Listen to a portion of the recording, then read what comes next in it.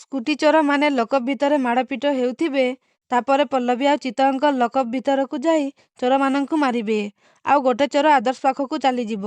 ଆଉ ପଲ୍ଲବୀ ସେ ଚୋରକୁ ମାରୁଥିବେ ଆଉ ଆଦର୍ଶ ଉପରକୁ ମାଡ଼ ଉଠେଇଦେବେ। ଆଉ ଅଟକିଯିବେ। ଆଉ କହିବେ, ଓ ମାଇ ଗଡ୍, ମୁଁ ଏବେ କ'ଣ କରିବାକୁ ଯାଉଥିଲି? ଆଇ ଆମ୍ ସୋ ସରି ଆଦର୍ଶ। ମୁଁ ଭାବିଥିଲି ସେ 3 ଜଣ ଚୋରଙ୍କ ଭିତରୁ ତମେ କହି ଅଟକିଯିବେ। ତାପରେ ଆଦର୍ଶ ଆଶ୍ଚର୍ଯ୍ୟ ହେଇଯାଉଛନ୍ତି। ତାପରେ ପଲ୍ଲବୀ କହିବେ, I am so sorry Adarsh, please ମୋତେ କ୍ଷମା କରିଦିଅ। ତାପରେ ଆଦର୍ଶ କହିବେ, ଠିକ୍ ଅଛି, ଟେନସନ୍ ନିଅନି। କିନ୍ତୁ କେଉଁଦିନ ଆସିଗଲା ଶେଷରେ ମୋତେ ଚୋର ଡକାୟତଙ୍କ ମାଡ଼ରେ ରହିବାକୁ ପଡ଼ିଲା। ଆଉ ସେ ଚୋରମାନଙ୍କ ଭଳି ପୋଲିସ ହାତରୁ ମାଡ଼ ବି। ଏହି ସମୟରେ ପଲ୍ଲବୀ ଆଦର୍ଶକୁ ଅଟକେଇ ଦେଇଛନ୍ତି। ଆଉ କହୁଛନ୍ତି, I am so sorry Adarsh, please ତମେ ମୋତେ କ୍ଷମା କରିଦିଅ। ଏହା କହି ସେଠାରୁ ଚାଲି ଯାଉଛନ୍ତି। ତାପରେ ସଞ୍ଜୀବ କହିବେ, ଚିତ୍ତ ଅଙ୍କଲ, ଏମାନଙ୍କୁ ନେଇ ଅନ୍ୟ ଲକଅପ୍ରେ ରଖନ୍ତୁ। ତାପରେ ଆଦର୍ଶକୁ କହିବେ, ଆଇ ଆମ୍ ସୋ ସରି ଆଦର୍ଶ। ଏହା କହି ସେଠାରୁ ଚାଲିଯିବେ। ଆଉ ଏପଟେ ପଲ୍ଲବୀ ଆଦର୍ଶଙ୍କ କଥା ଭାବି କାନ୍ଦି କାନ୍ଦି ମନ୍ଦିରକୁ ଦୌଡ଼ି ଯାଉଛନ୍ତି। ଆଉ କହୁଛନ୍ତି, ଆଉ କେତେ ପରୀକ୍ଷା ମୋର ନେବୁ ପ୍ରଭୁ? ଗୋଟେ ଚୋର ଡକାୟତ ଭାବି ମୁଁ ଆଜି ମୋ ସ୍ୱାମୀ ଉପରକୁ ବାଡ଼ି ଉଠେଇ ଦେଇଥିଲି। ଆଜି ମୋ ହାତରେ କେତେ ବଡ଼ ପାପ ହେଇ ଯାଇଥାନ୍ତା। ଏହା କହି କାନ୍ଦୁଛନ୍ତି। ଆଉ ଏହି ସମୟରେ ସଞ୍ଜୀବ ଆସି ଯାଉଛନ୍ତି। ଆଉ ପଲ୍ଲବୀକୁ କହୁଛନ୍ତି, ମନ ଦୁଃଖ କରନି ପଲ୍ଲବୀ, ଏସବୁ ତମେ ଜାଣିଶୁଣି କରିନ। ତାପରେ ପଲ୍ଲବୀ କହିବେ, କିନ୍ତୁ ସେ ଅଜାଣତରେ ହେଉ ପଛେ ଆଜି ଯଦି ମୁଁ ଆଦର୍ଶକୁ ବାଡ଼ିରେ ପିଟି ଦେଇଥାନ୍ତି ତାହେଲେ କେତେ ବଡ଼ ଅନର୍ଥ ହେଇଯାଇଥାନ୍ତା। ଆଦର୍ଶ ମୋ ଜୀବନ ସଞ୍ଜୀବ। ଆଦର୍ଶ ଅଛନ୍ତି ବୋଲି ତ ମୁଁ ଅଛି, ନହେଲେ ତାଙ୍କ ବିନା ମୁଁ କିଛି ନୁହେଁ। ଆଦର୍ଶ ମୋ ପାଇଁ ମୋ ଦେବତା, କିନ୍ତୁ ମୁଁ ତାଙ୍କୁ କ'ଣ ଦେଲି? କେବଳ କଷ୍ଟ। ତମେ ତାଙ୍କ ଆଖି ଦେଖିଛ? କେତେ କଷ୍ଟ, କେତେ ଯନ୍ତ୍ରଣା ତାଙ୍କ ଆଖିରେ ଲୁଚି ରହିଛି। କେବେ ପଢ଼ିବାକୁ ଚେଷ୍ଟା କରିଛ? କେବେ ପଢ଼ିବାକୁ ଚେଷ୍ଟା କରିଛ ତମେ? ଆଦର୍ଶ ଆଜି ବିଶ୍ୱାସ କରିପାରିଲେନି ଯେ ତାଙ୍କ ପଲ୍ଲବୀ ତାଙ୍କ ଉପରକୁ ହାତ ଉଠେଇ ପାରେ। ମୁଁ ବହୁତ ବଡ଼ ପାପୀ ସଞ୍ଜୀବ। ସ୍ୱାମୀକୁ ବଞ୍ଚେଇବା ପାଇଁ ସ୍ତ୍ରୀ ଯମ ସହିତ ଲଢ଼େଇ କରିପାରେ, କିନ୍ତୁ ମୁଁ ତାଙ୍କ ଉପରେ ଲାଗିଥିବା ଆରୋପ ଦୂରର କଥା। ଆଜି ମୁଁ ତାଙ୍କ ଉପରକୁ ବାଡ଼ି ଉଠେଇ ଦେଲି। ମୁଁ ସବୁ ସହିଯିବି ସଞ୍ଜୀବ, କିନ୍ତୁ ମୋ ଆଦର୍ଶକୁ କଷ୍ଟ ଦେଲେ ମୁଁ କେବେ ବି ସହିପାରିବିନି। କିଛି ରାସ୍ତା ବାହାର କର ସଞ୍ଜୀବ। କେମିତି ବି ହଉ ମୋ ଆଦର୍ଶ ଲକଅପ୍ରୁ ବାହାରିବା ଦରକାର।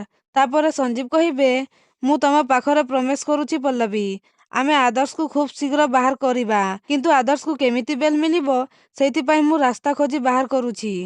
ଆଉ ଏପଟେ ରୁବି ରାଗିକି କହିବେ, ଆରେ ଏ ଘରେ ମୋ ଆସନ ଟଲମଲ ହେଲାଣି। କାଲି ସକାଳର ସୂର୍ଯ୍ୟ ମୁଁ ଏ ଘରେ ଦେଖିବି କି ନ ଦେଖିବି ସେ କଥା ବି ମୁଁ ଜାଣିନି। ଆଉ ଏଠି ଆପଣଙ୍କ କାମ କଥା ଚିନ୍ତା ପଡ଼ିଛି। ନା ନା, ମୁଁ ଏବେ ଆପଣଙ୍କ ସହିତ ବିଲକୁଲ କଥା ହେଇପାରିବିନି। ମୁଁ ଫୋନ୍ ରଖୁଛି। ଏହା କହି ଫୋନ୍କୁ କାଟିଦେବେ। ଆଉ ଏହି ସମୟରେ ନୀଲମ ଆସି ଯାଉଛନ୍ତି। ଆଉ କହୁଛନ୍ତି, ଏବେ ତମେ କାହା ସହିତ କଥା ହେଉଥିଲ ମାମା? ତାପରେ ରୁବି କହିବେ, କାହା ସହିତ ମାନେ?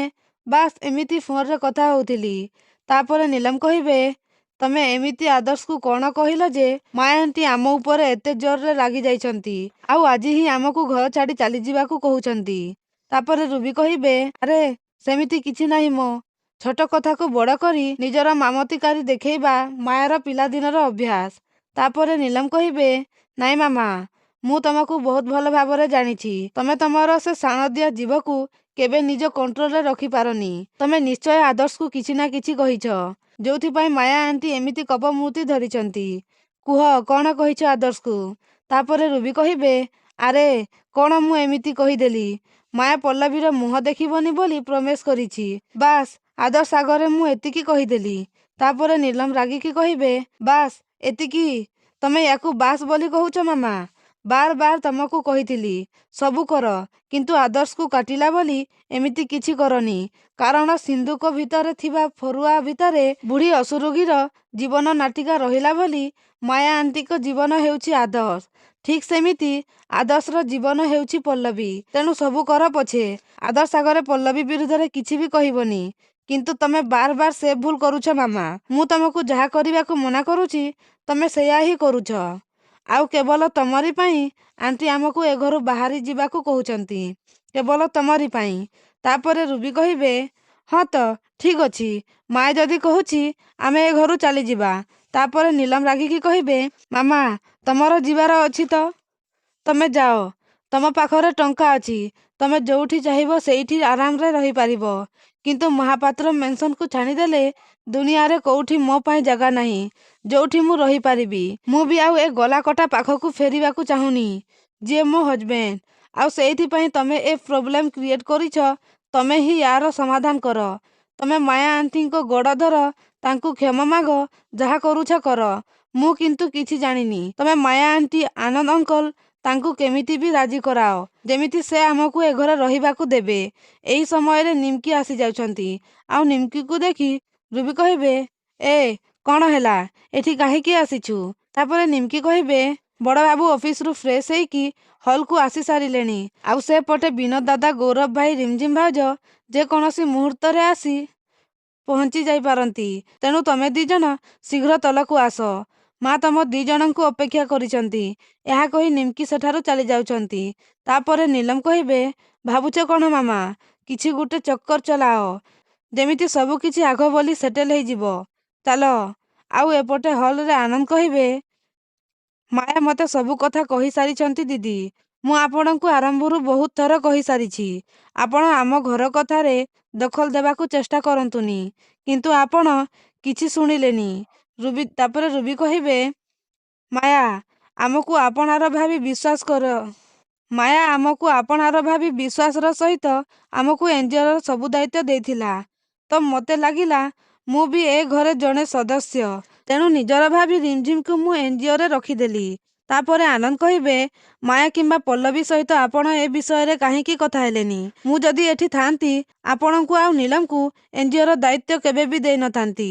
ମୁଁ ଭଲ ଭାବରେ ଜାଣିଛି ଆପଣ ଦିଜଣ ଯାକ ଏତେ ବଡ଼ ଏନଜିଓ ଚଲେଇବାକୁ ଅକ୍ଷମ। ତାପରେ ବିନୋଦ କହିବେ, ଆମେ ସମସ୍ତେ ଠିକ କରି ଏ ଘରୁ ବାହାରି ଯାଇଥିଲୁ ଯେ ଆମେ କାହା ଉପରେ ନିର୍ଭର ନ କରି ସ୍ୱାଧୀନ ଭାବରେ ଜୀବନ ଆରମ୍ଭ କରିବୁ। ତାପରେ ବି ଆପଣ ରିମଝିମକୁ ଲୋଭ ଦେଖେଇ ଏନଜିଓରେ ଆଣି କାହିଁକି ଆପଏଣ୍ଟମେଣ୍ଟ ଦେଲେ? ମୁଁ ତ କହୁଛି, ରିମଝିମ ଯଦି ତା ନିଜ ଆଡୁ ଏଠି ରହିବାକୁ କହିଥାନ୍ତା, ତାପରେ ବି ଆପଣ ତାକୁ ମନା କରିବା ଉଚିତ ଥିଲା ରୁବି ଦିଦି। ତାହେଲେ ଯାଇ ଆପଣ ଏ ଘରର ବିଶ୍ୱସ୍ତ, ସେ କଥା ପ୍ରମାଣ ହେଇଥାନ୍ତା। ତାପରେ ବି ଆପଣ ରିମଝିମକୁ ବୁର୍ଖା ପିନ୍ଧେଇ ଆସିବାକୁ କହିଲେ। ତା ମାନେ ଆପଣ ଜାଣିଶୁଣି ଭାଉଜଙ୍କୁ ଏ କଥା ଲୁଚେଇବାକୁ ଚାହୁଁଥିଲେ। ତାପରେ ଗୌରବ କହିବେ, ବାପା, ବଡ଼ ବାପା, ଏଥିରେ ରିମଝିମଙ୍କର ବି ଭୁଲ ଅଛି। ଯଦି ରୁବି ମାଉସୀ ତାଙ୍କୁ ଏଭଳି ଅଫର ଦେଇଥିଲେ, ରିମଝିମଙ୍କର ମନା କରିବା ଉଚିତ ଥିଲା। ତାପରେ ଆନନ୍ଦ କହିବେ, ଗୌରବ, ତୁ ରିମଝିମ ଉପରେ ପ୍ଲିଜ ରାଗନି, ହେଲା?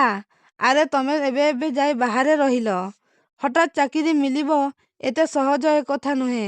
ସେଥିପାଇଁ ତାକୁ ଯୋଉଠି ଆଗ ଅଫର ମିଳିଲା ପରିବାର ଚଲେଇବା ପାଇଁ, ସେ ସାଙ୍ଗେ ସାଙ୍ଗେ ଅଫର ମାନିନେଲା। ଆଉ ଏ ପୁରାପୁରି ରୁବି ଦିଦିଙ୍କ ଭୁଲ।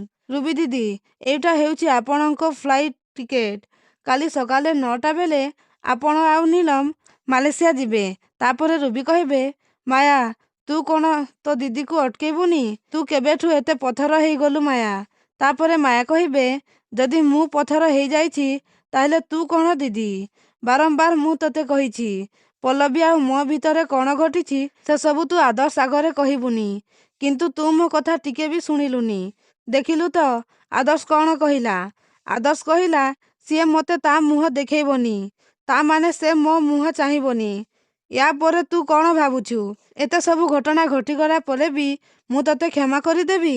ତ ଦର୍ଶକ ବନ୍ଧୁ, ରୁବି ଆଉ ନୀଲମ ଏ ଘର ଛାଡ଼ି ଚାଲିଗଲେ ଭଲ ହୁଅନ୍ତା କି? ଆମକୁ କମେଣ୍ଟ ମାଧ୍ୟମରେ ଜଣାନ୍ତୁ।